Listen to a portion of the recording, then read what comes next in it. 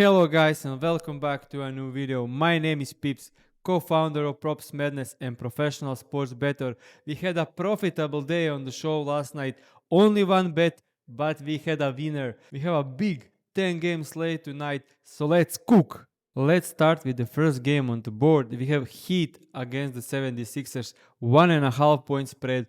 Close game, great game on the east side, on the east coast. And for this game, Joel Embiid is probable, so expecting him to play, but no bets on Joel Embiid, as I think Spoelstra will double him, so no bets on Embiid. But one spot looks great. It's Tyler Zero, fucking Tyler Zero. I'm not betting it. I'll research this for you guys so you can make your own decision. But I am like 0-8 on Tyler Zero over the last 3 seasons. So I just decided to not to take any bets on him. I usually don't do ban list. I think it's pretty stupid. But I just can't get this guy right. So I'll share analysis so you make your own decision here. But looking at this season, we can see that he covered this line in like 11 out of 14 games, averaging 21 points per 30 minutes. Last 2 games he came off the bench 23 minutes in a blowout against the Memphis. Last game he played 26 minutes. Could see him getting 28 minutes tonight. And if Davion Mitchell is out, could be a spot where he starts and then gets 30 plus minutes. Would make sense, like third game back, that he goes back to the starting lineup. But looking at the last 2 games of the bench, 15 field goal attempts in 23 minutes, 17 field goal attempts shot poorly, 17 field goal attempts in 26 minutes. So on the season, he's averaging 16 field goal attempts per 30 minutes. So let's take a look at the entire career, and he gets between 14 and up to 16. So just 14 up to 16 field goal attempts.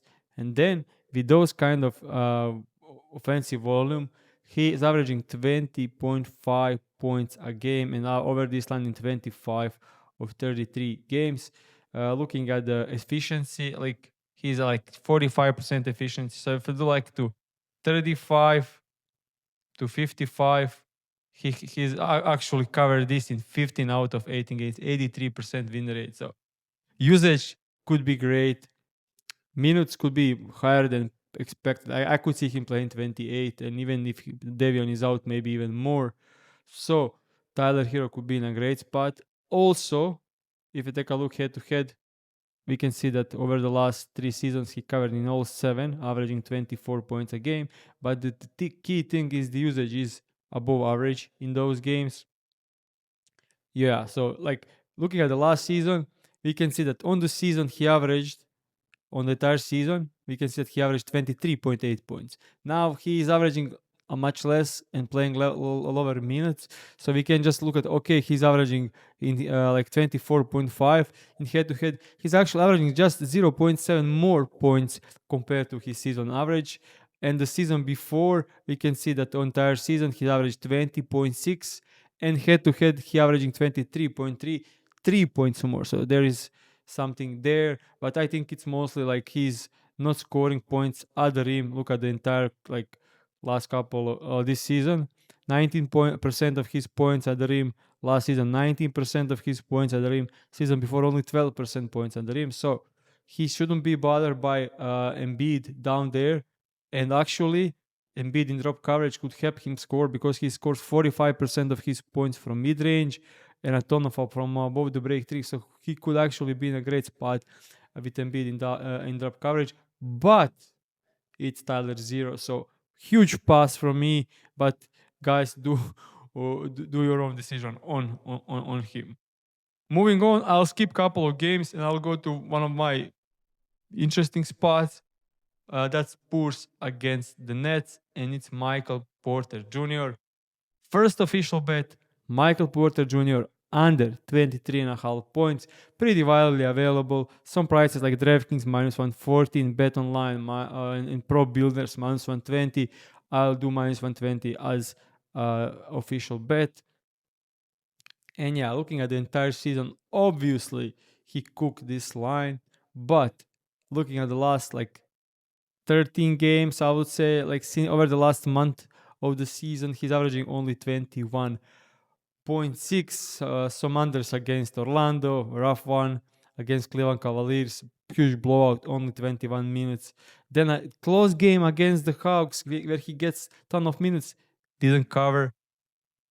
And then didn't cover against the Wizards as well, one of the easiest matchups in the league. And now gets to play against the Spurs, who are just incredible in defending. 10 out of 15 guys, similar players stayed under. I think Mike Porter Jr. gets more focus than some of these, the rest of these guys. If you take a look by position, we can see that only 3 guys covered in over the last 15.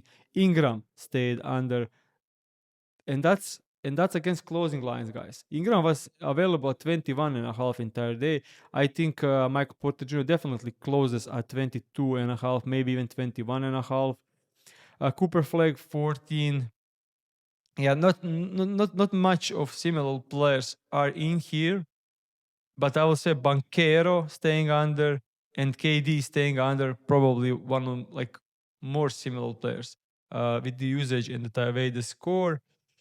Also, key thing for this one is the spread. So I have like Spurs, third best defense in the league. When Wemby is there, they are actually second best defense in the league. So he's going against tough matchup. Then this is a 12 and a half point spread. I definitely could see Spurs blowing them out. They're being great lately. Spurs are playing great. They are healthy. They are very, very good. And like lately, his shooting form is not that great. We can see that he only covered this line in 4 out of 13, even though he played some easy matchups like Lakers, like Wizards.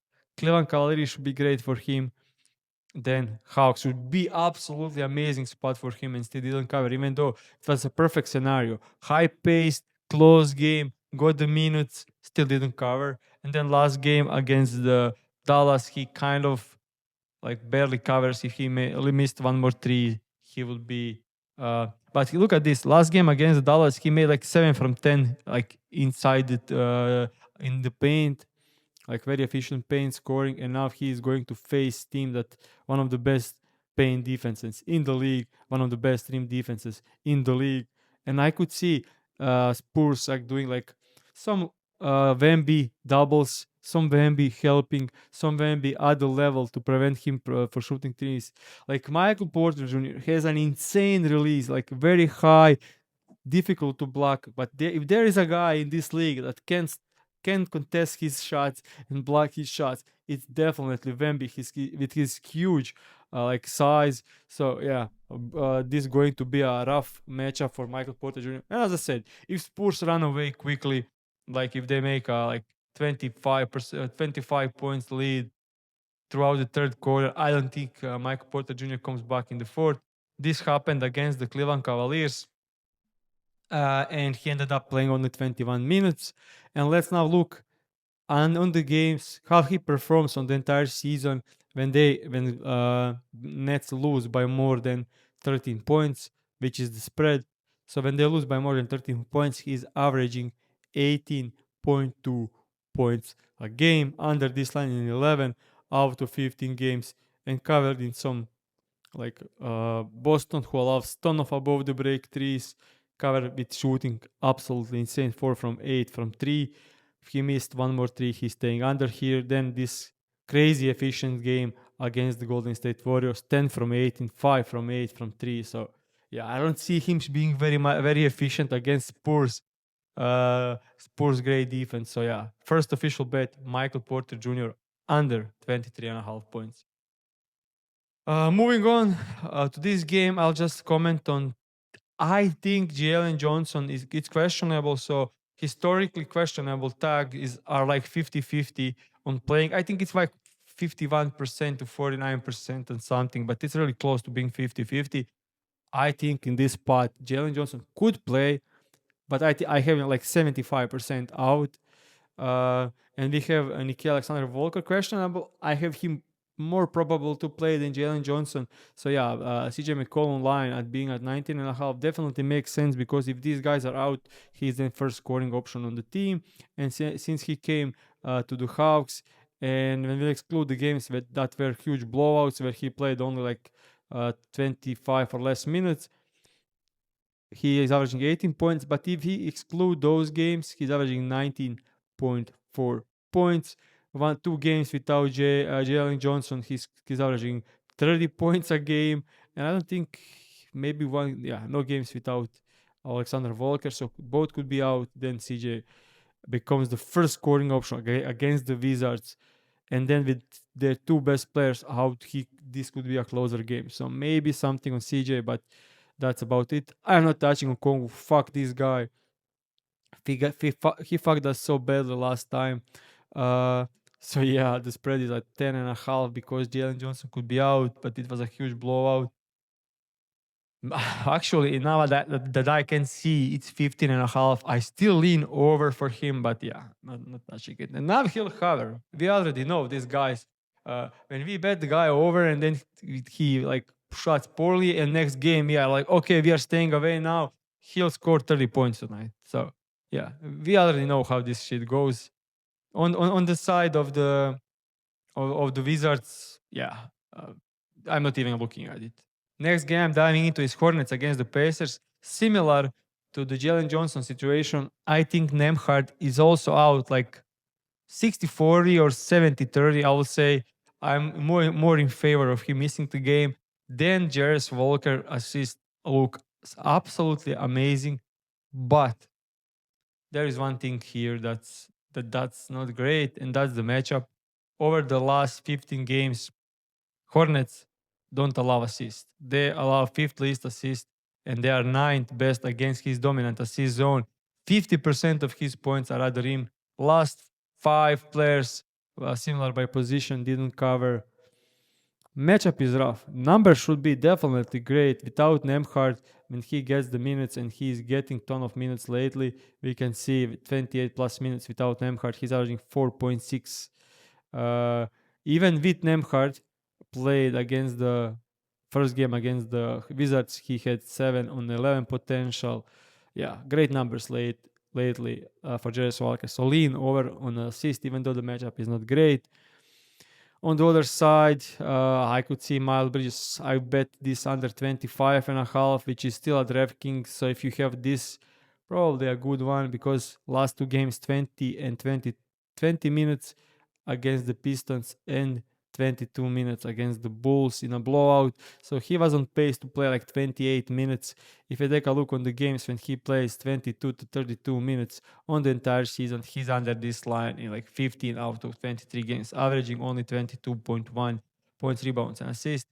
Great matchup for him scoring in the paint, but not great matchup in a spot up, not great matchup in a catch and shoot or above the break three. So I would say average matchup for him, but the numbers are just not there. So one lean, Miles Bridges under 25.5 points, rebounds, and assists.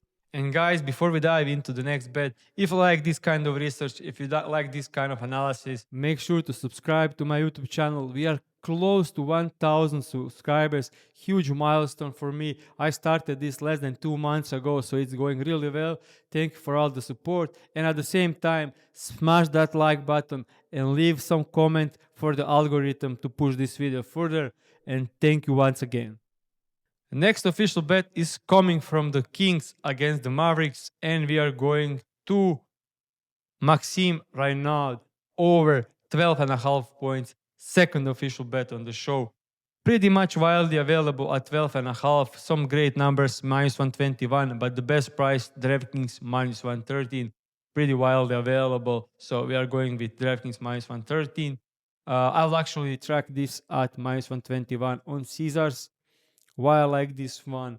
Yeah, looking at the injury report for Sacramento Kings, no Lavin, no Sabonis, no Keegan Murray. Schroeder got traded. Some of these guys are not even playing. Hunter is out as well. So yeah, last game he played 29 minutes against the Houston Rockets, but it was a huge blowout and he didn't close the game. Now we have only 6 point spread, so I could see him playing like 34 minutes tonight, and in those minutes he should definitely cook this line. And he gets 28 plus minutes this season. He's averaging points a game, and some of these were like really close to covering. Like he smashed 12 plus in 12 out of 16 in a ton of games, 3 games at exactly 12 points. So yeah, but the matchup is absolutely amazing. Last time he played them, he scored 14 points, but that was early January. He's now getting, I would say, more touches because in that game we can see uh, Lavin was playing, so yeah, he's their second scoring guy. But looking at the matchup, he's scoring like 50 plus 38% in the paint. So he's scoring 88% of his points from the paint. And Dallas allows the most paid points in the league. They allow fourth most to his position. They allow third most putbacks, and they are average in pick and roll man defense and transition defense. So definitely a great spot for Maxim right now. And if we take a look on the other side, if we go to the side of Dallas Mavericks, look at the bigs.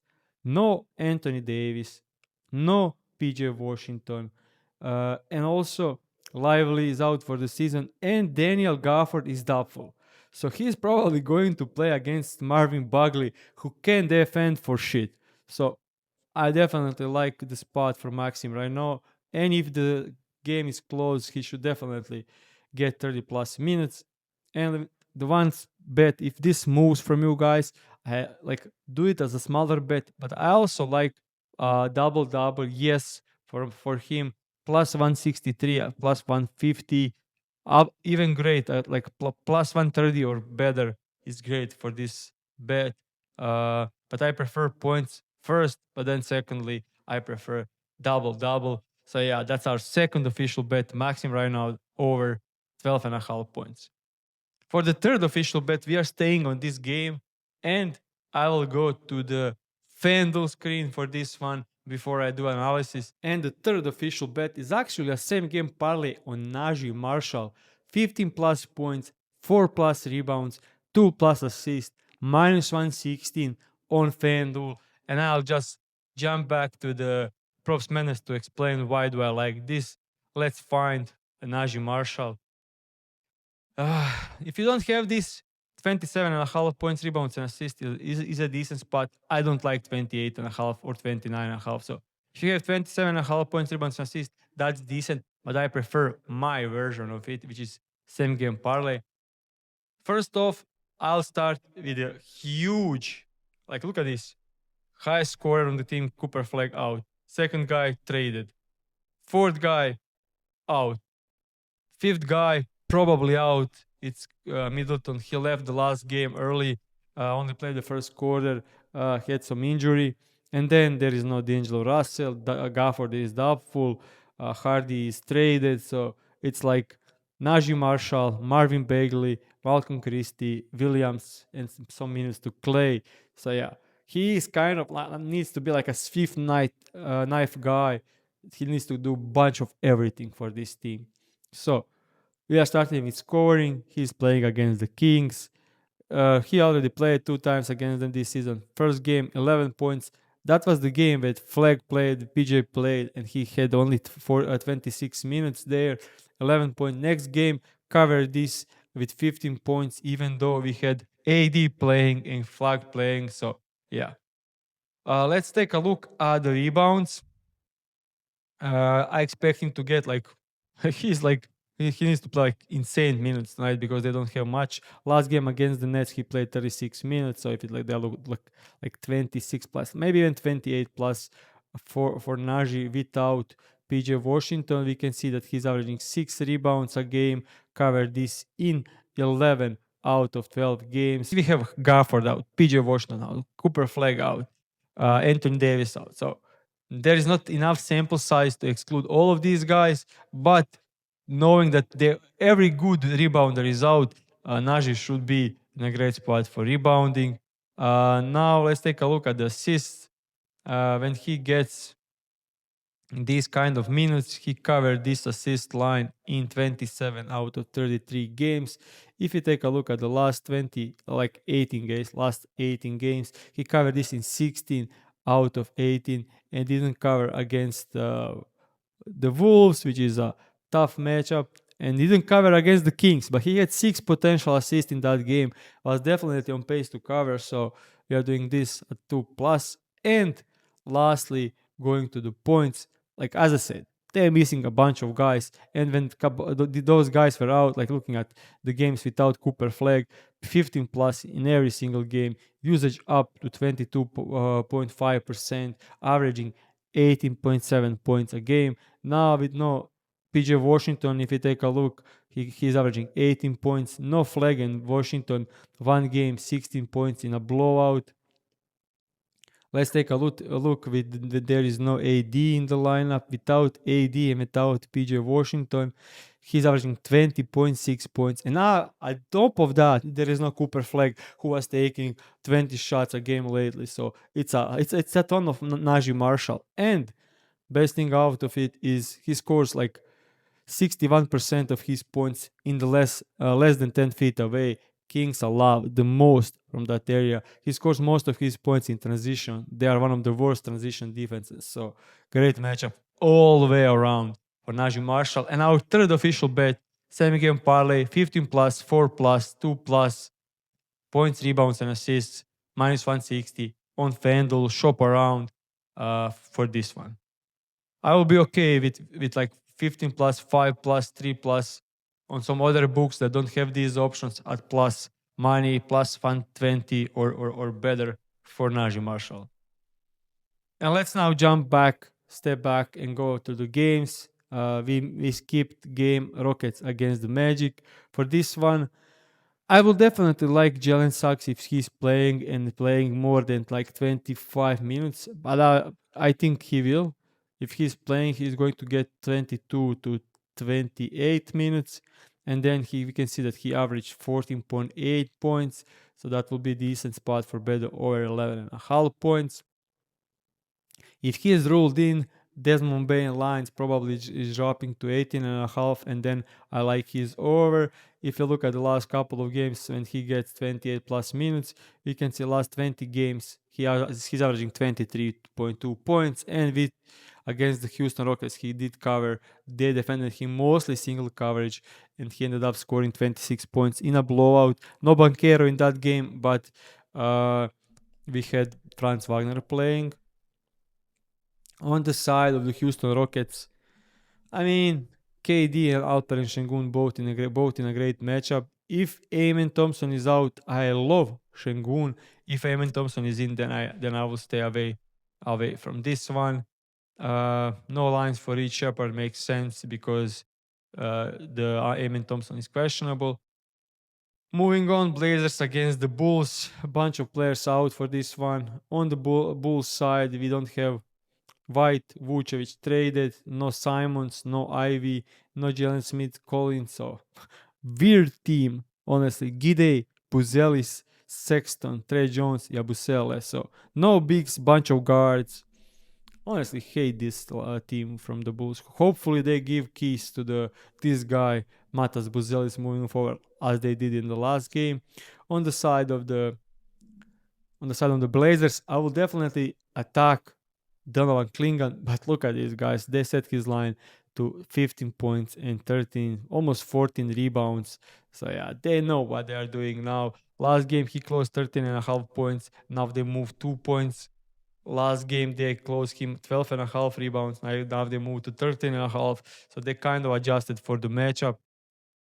If we take a look on the entire season, when he gets like 28 to 36 minutes, we can see that he's barely averaging 26. Now the line's 29. So they moved it like 3 points and rebounds higher than his season average, because they just know like the matchup is absolutely insane. No bigs on the other side. He could crash the glass however he wants. And yeah, key important thing, no Avdia, no sharp guys leading in. Two guys that are leading on the team, and then without them he's at 35.7 points in rebound, but very small sample size. If you take a look only without Avdia, it drops down to 30, and he's covering only 2 games against the horrible Jazz and against the horrible Memphis, but Bulls are horrible as well. So yeah, I think it's pretty sharp line at 29.5, so won't touch this. So yeah, that's this game. Next game that we didn't cover is Pelicans against the Jazz. And on this one, I have another like interesting spot, which is okay, this move now. I've had this at like if it's minus 118, minus 115, that's lowly, but it now moved a ton, so can't do much. But the matchup is absolutely insane. He's mostly like driving, kicking. You can see 42% of his point assists comes from the above the break three. Jazz allows the most there. Last season he was different player. I would say he averaged more assists, but look at potential assists against Utah Jazz. He averaged 18 potential assists in 2 games against the Jazz. First game, 11, 6 assists on 11 potential. Second game, 9 assists on 26 potential assists. Yeah, beautiful driving kick spot for Zion, but the line moved a ton, so someone agrees with me on this one. But DeJounte Murray is back, so he could take some usage and like creation ball from his hand. But looking at the last game, 0 assist against Golden State Warriors. So you will think, okay, DeJounte is affecting him a ton, but he had 8 potential assists. So yeah, this is possible to have 0 assist on 8 potential assists. So yeah, but looking at passes made, we can see only 29, and we take a look on the entire season when he gets those minutes like 28 to 36, he is at 31 passes made, so he had only 29 in the last game.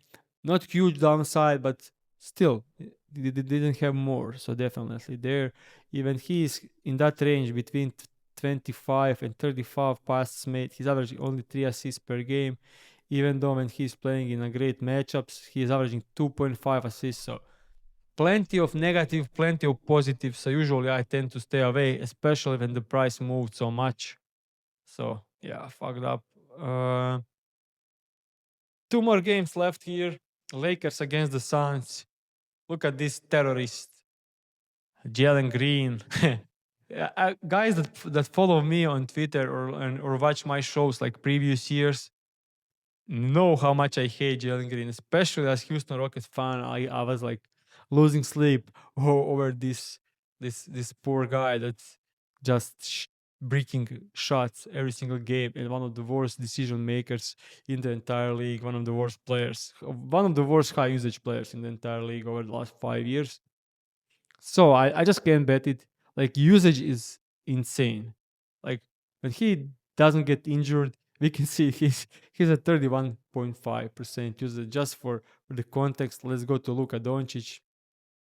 Luka Doncic is at on the season at like 36%, and we have Jalen Green only 5%, like only 4% lower than Luka Doncic, which is insane. Especially if you take a look at the games without Brooks and without Booker last 2 games, he's 34%. Luka's at 35. So yeah, absolutely insane usage. And Luka is with that kind of usage averaging 35 points a game, and Jalen Green averaged 13 points a game. So I can't touch this no matter how great the usage is, because looking at the Orlando, 6 from 26, Blazers 6 from 16, Portland 5 from 18. So yeah, over the last 3 games, we can see that his average field goal percentage is at 29%. That's horrible. Yeah, he's not this bad. I don't expect him to end the season with 30% from the field, but it will be low 40s or like 38 to 39. So yeah, not touching this. Spread only 5. I think Lakers win and cover this. So there is that. Crazy line on Luka Doncic at 29.5 like an hour ago. If it stayed there, I will share it probably as a bet, because like 29.5 for Luka Doncic. If you take a look on the entire season, when he gets like 30 to 42 minutes, he's averaging 34 points a game. And if you take a look at head to head, we can see that he had 42% usage against the Suns. Yeah, 7 from 25. That was mostly against Dylan Brooks, and he's 2 from 14 from 3, just not his game. Usually, when he takes this kind of volume, this kind of usage, he will end up scoring like 40 points. I can show you that. So, this season, when Luka has like 35% or higher usage, he's averaging 35 points a game. But when he has 40% or higher usage, like he had against the Suns, we can see that he's averaging 42 points a game. That's insane. Even if you do like 38, he's still averaging 38 points a game. And we had 29 and a half line. People took it, and yeah. So 31, 30 and a half, I still lean over, but I do expect now no Dylan Brooks. They will need to double him a lot, and he's going against Ryan Dunn, great defensive player who can definitely substitute the Dylan Brooks. I would say probably close to being as good as a defender of Dylan Brooks. It's just that he sucks on offense.